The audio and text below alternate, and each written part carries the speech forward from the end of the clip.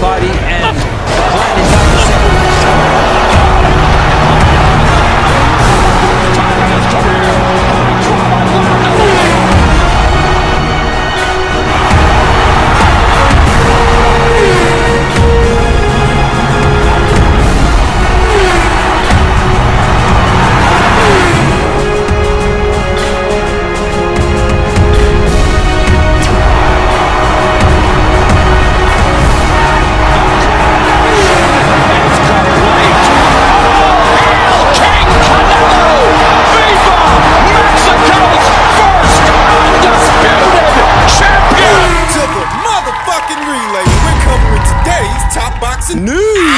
Okay, we'll start with this. Later on this week on the 19th, reigning WBO flyweight champion of Argentina, Deborah Lopez, is going to be taking on Tamara Demarco. Lopez has been busy. She fought 3 times last year. This is going to be her first fight of this year, the year of 2022. It's important to note that those 3 fights that she had in 2021, those weren't official defenses of the WBO flyweight title. The trip over the box rec reveals that the WBO title wasn't on the line in any of those fights. And only 1 out of those 3 fights was a flyweight contest. Flyweight, where Deborah Lopez holds that WBO title. The last 2, those were fought above flyweight at super flyweight. WBO title wasn't on the line in any of those fights. So none of them count as official title defenses of that WBO title that Lopez holds in the flyweight division. This one, however, this is an official WBO flyweight contest. This one counts. The WBO title is on the line in this fight. Deborah Lopez. She's one of 4 active reigning world champions in today's women's flyweight division. There is Japan's own Naoko Fujioka, who holds the WBA title.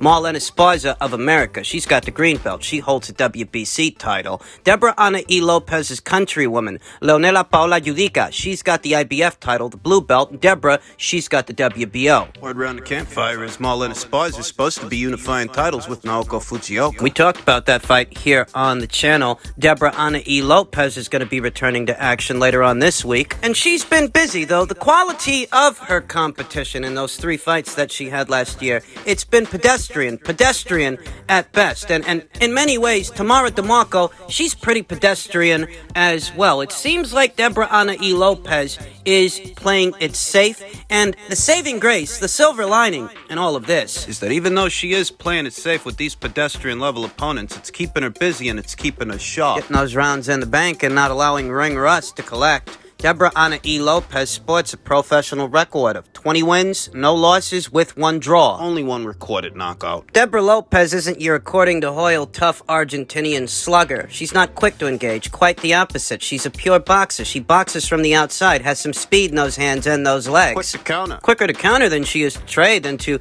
get into exchanges. She's comfortable boxing from the outside at a safe distance, hitting and not getting hit. She's a pure boxer. That's their MO. Not the most fan-friendly style, I'll admit, but it's accurate, it's efficient, and it's going to take a certain level of pressure fighter. Pure boxer's kryptonite is a good pressure fighter. Though not just any, they have to be on the level, and it's going to take a certain level of pressure fighter to make things very rough and rugged, rough and tumble for Deborah Lopez, who's quite fleet of foot. Yeah, she can move. Pick her punches. Deborah Lopez is a few years younger than Tamara Demarco. Tamara Demarco, who sports a professional record of 9 wins and 4 losses. These are the kind of opponents she's been fighting. Not exactly the most ambitious matchmaking, if I do say so myself, but they have done well to, at minimum, keep Deborah Lopez busy. Keep her sharp. Sharp until something big rolls around, and you never know, something might. Golden Boy Promotions has more than just one prize stallion in that flyweight show. They've got Marlene Esparza, this division's reigning WBC champion,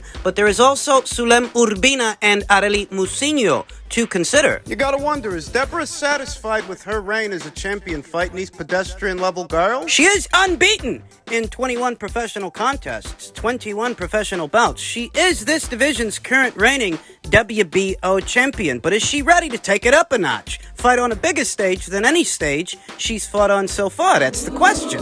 I've heard nothing of any desire from Deborah to unify with another champion at this weight. I don't know if she plans to beyond this upcoming title defense, though I think it's about time. She's been WBO champion at this weight since late 2019. It's 2022 now. I think it's about time for things to get a little bit more serious for Deborah, provided that she can make it past Tamara Demarco, and it looks like she can. We'll just have to wait and see what happens.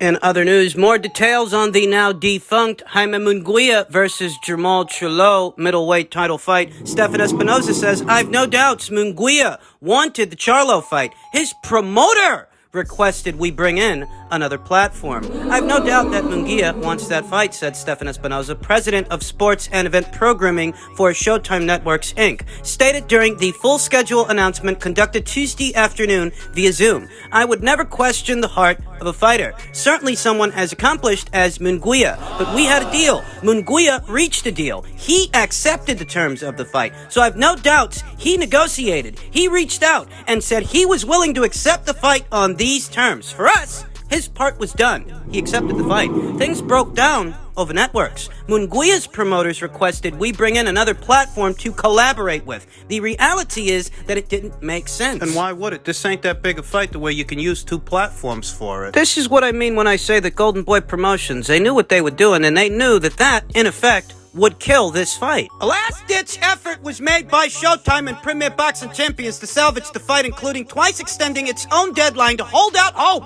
until the 11th hour that Munguia and his side would see the light. Golden Boy Promotions founder and chairman Oscar De La Hoya instead chose to go public with his demands. At the top of the list was his claims that sports streaming service DAZN, which has aired Munguia's last 5 fights in nearly all Golden Boy shows dating back to December 2018, absolutely had to be involved with the promotion, suggesting a joint pay-per-view between the two platforms. De La Hoya was alone, at least publicly. In that vision, neither Showtime or DAZN were interested in staging the fight as a pay-per-view event, nor was there ever any discussion among the platforms for a joint promotion. The Hall of Fame former 6th Division champion ultimately talked Munguia, a former WBO junior middleweight titleist and current top-rated middleweight contender, out of a career-high payday and the chance to become a 2-division champion. We tried to make concessions, alternating. We get the first fight, Munguia's network can get the rematch, revealed Espinoza. Ultimately, that never got anywhere. We weren't able to reach an agreement. We had to move and get Jamal the best alternative at that. Look, based on this, you can't blame the PBC and Showtime for what happened. They're not the reason this fight didn't materialize. They're not the reason this fight didn't happen. PBC and Showtime are not at fault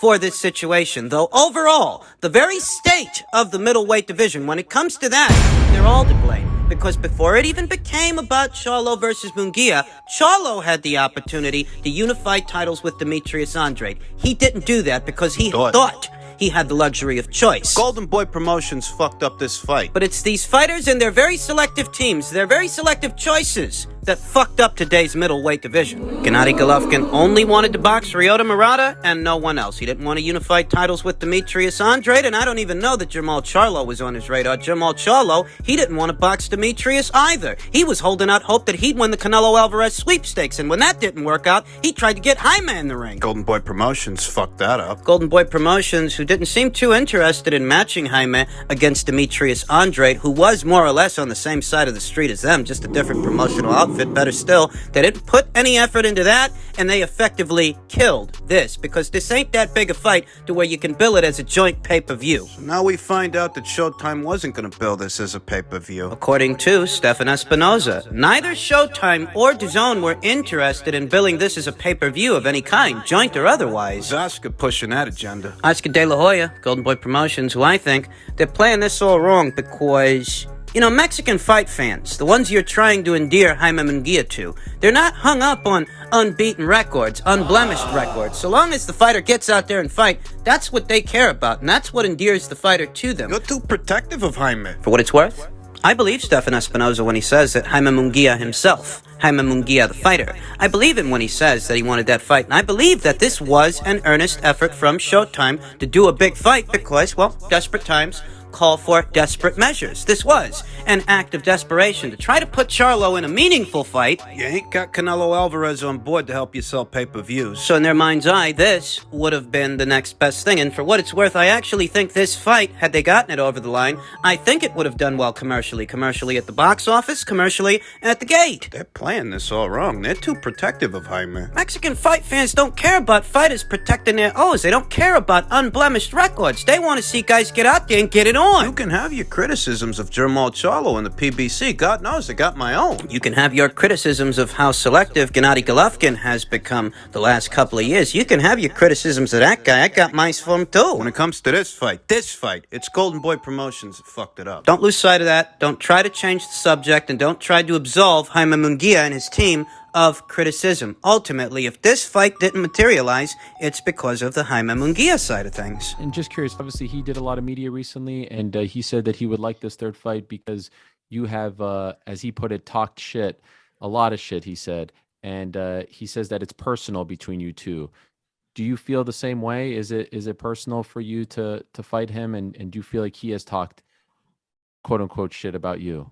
I'll be honest with you. If he believes that something has been said and he believes that it's personal, where has he been all those years? Like 3 or 4 years already? If it's personal, what he has been waiting for?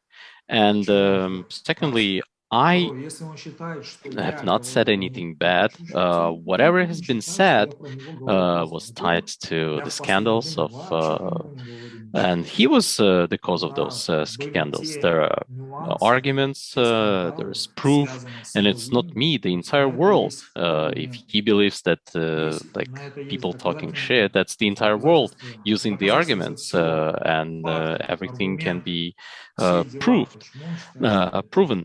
And to him to start giving the interview right now and frame it in this way is kind of low, I would say. It's kind of mean. It's an indecent behavior, and I do not have any hate.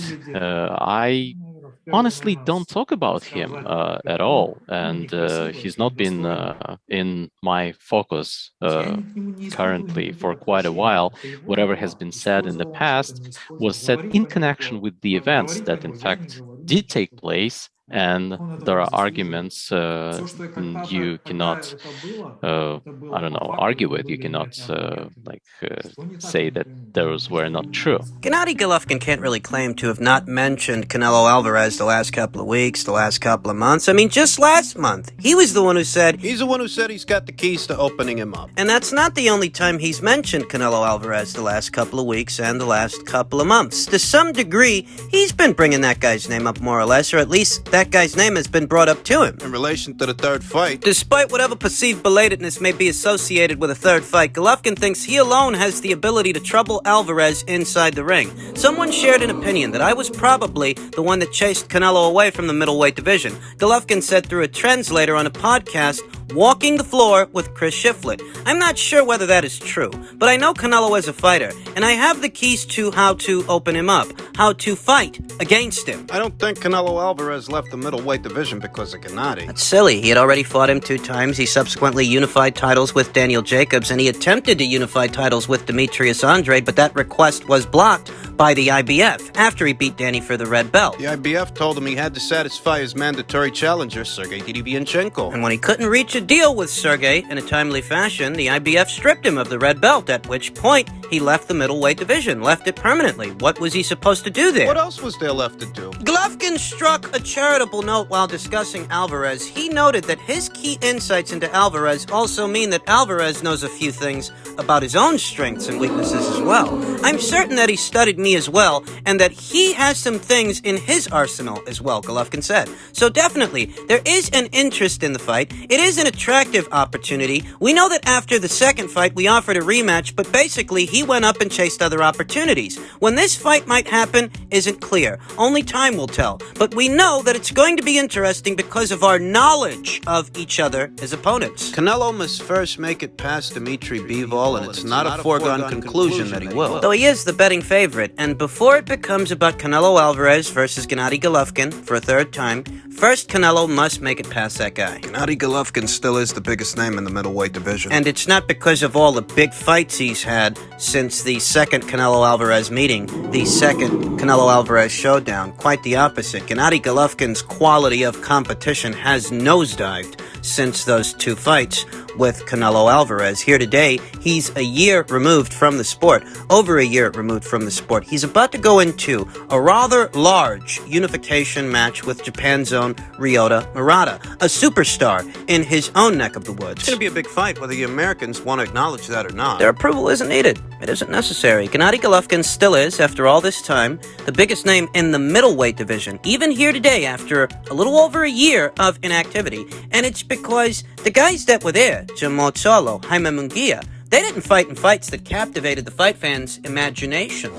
They both avoided a fight with Demetrius Andrade, which would have been a bigger and better fight than the fights that they did end up having. Essentially what I'm saying is, if Gennady Golovkin, here today, is still the biggest name in the middleweight division, it's because those guys didn't do their job. This guy was out for a year. What the hell were you doing? Their complacency led to the stagnant middleweight division we see before us here today. Nothing really changed. Gennady Golovkin still is the biggest name in the middleweight division, even while he's away for a whole year, a little over a year, and it's because you guys, you didn't do your job. You didn't do what you needed to do to make names for yourselves in this middleweight division. And that's not saying that Gennady Golovkin doesn't have his role to play in all of this. But there isn't some blame you can assign to him for today's stagnant middleweight division. If Gennady Golovkin is the biggest name in the middleweight division, what does it say about that division when its biggest name hasn't fought in over 12 months? Oh yeah, there's blame to be assigned. But I'm going to let you in on a little secret. Gennady Golovkin has the luxuries that those fighters do not, and that's the luxury of choice. You're not all on the same boat, and you need to understand that. Gennady Golovkin was paid something like $14 million for Steve Rolls, another $14 million for Sergey Dedevianchenko, and however many millions they paid him to fight Kamil Zeremata. This guy can afford to be selective. You can't. I'm not telling you I'm okay with it. I'm telling you that's the way it is, whether you like it or not. Yeah, maybe he can get away with ignoring Demetrius Andrade and not unifying with him. But you guys, you can't. Who fuck do you think you are? I'll tell you what I think. To the people over there at DAZN, Canelo versus Golovkin as a trilogy, that's likely still a high priority to them based on the metrics. Based on the metrics, they know that's one of the bigger and better fights they can hope to make, and they likely made that a sticking point for Canelo Alvarez. Yeah, we'll give you all this money, we'll give you this deal, so long as you fight Golovkin. Golovkin, who at this point for Canelo might be a tune-up fight. Guy's getting old. He's like fucking 40 years old. It's not that Canelo Alvarez wanted this trilogy so much as DAZN wanted it. They made it a sticking point of the deal, and he accepted the deal because it's of a greater financial value than whatever he stood to make at the PBC. Those fucking nobodies. And you can't poo-poo all over Canelo for choosing Gennady Golovkin when that's the guy Jaime Munguia wanted to fight. That's the guy Demetrius Andrade and Charlo claimed they wanted to fight. But Canelo got him.